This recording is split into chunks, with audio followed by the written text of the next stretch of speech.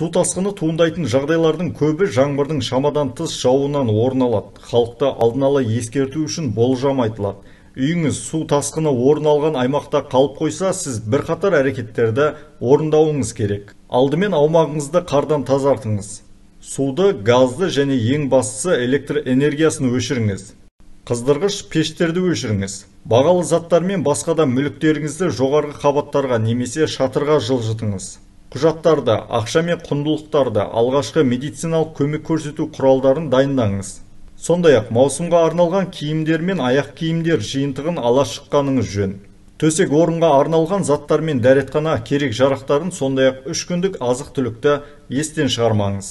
Эвакуация пункті белгіленген жерге жылдамырақ келіп жетуіңіз қажет. Сонымен қатар есіктер мен терезелерді мықтап бекітудің де маңызды екендігін ескертеміз.